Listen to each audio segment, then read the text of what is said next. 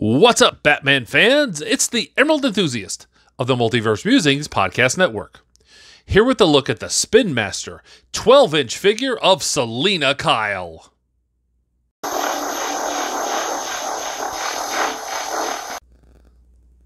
Let's have a look at this figure, still mint on card. On the bottom front, we get the logo from the movie, as well as a shot of Robert Pattinson as Batman. It says Selina Kyle. And this is actually wraparound packaging here with the cardboard section. There's not too much on the bottom except for the Spin Master web address. Here's a look at the top window. On the back bottom, we get lots of product information, as well as product shots of the wingsuit Batman and the basic Batman. On the back top, we get a really nicely posed shot of the Selina Kyle figure. And of course, here is the figure that you can see well through the basic Spin Master bubble. And now I think it's time to bust this figure out of the package and see what's inside.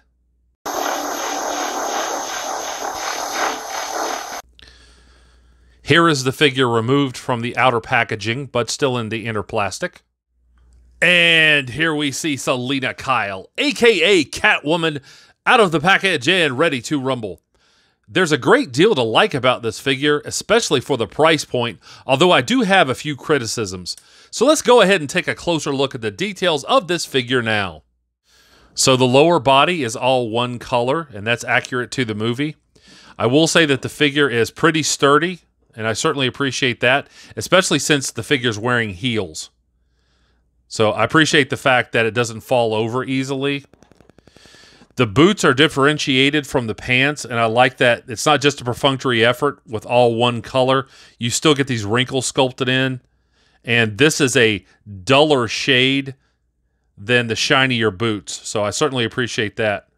And you can see lots of these wrinkles that have been sculpted in all the way around the pants.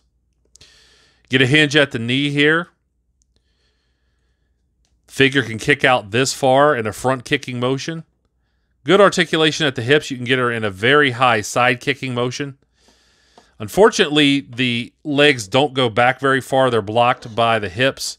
But nonetheless, that's still a pretty good amount of articulation for a figure of this price point. And again, overall, I appreciate the sculpting. Let's have a look at the torso here, and I would have liked some articulation, but of course with Spin Master, they're made to be affordable toys, and there's not an abundance of articulation, so we don't get that. But nonetheless, we do get this zipper that goes down the front.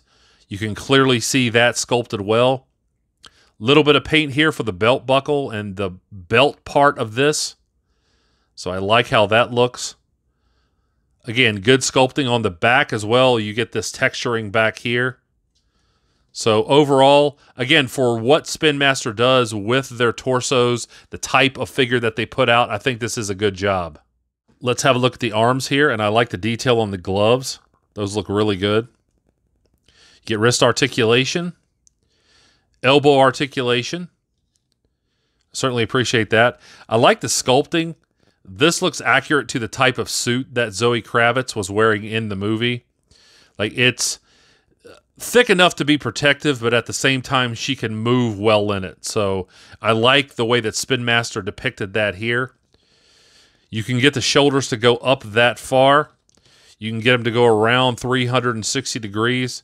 So good articulation in the arms here. I think kids who buy this figure will be very pleased with the amount of posing options that they have for the arms. So let's have a look at the head sculpt here, and I think it's a little bit of a mixed bag, although I think there's more positives than negatives. Overall, it doesn't look bad as far as the sculpting goes, and I can tell this is Zoe Kravitz, but I don't think the likeness is spot on. The eyes look pretty good. They're a little lifeless. I'm not a fan of this expression, but the paint applications look good. Again, the eyes are very well done. The eyebrows are well done. The lips, that all looks good. The skin actually doesn't look as plastic as it does here for this review because I have a lot of light on this figure to show you details.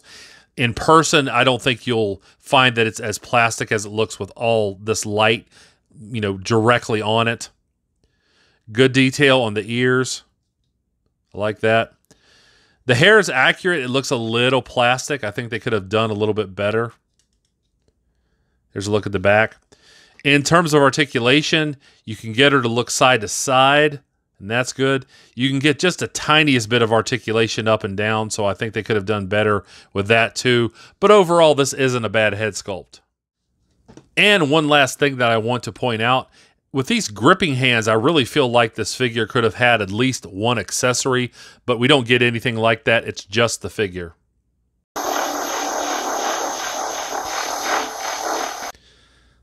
I certainly hope you have enjoyed this review. If so, please like, subscribe, and tell a friend to do the same. Stay tuned at the end of the video for some articulation shots, and also remember to catch me on the Multiverse Musings vidcast, available right here on YouTube, where we cover all the happenings in the DC and Marvel universes and beyond. And I'll be back to the internet with more comic book related content soon. But until we meet again, this has been the Emerald Enthusiast, and thanks for watching.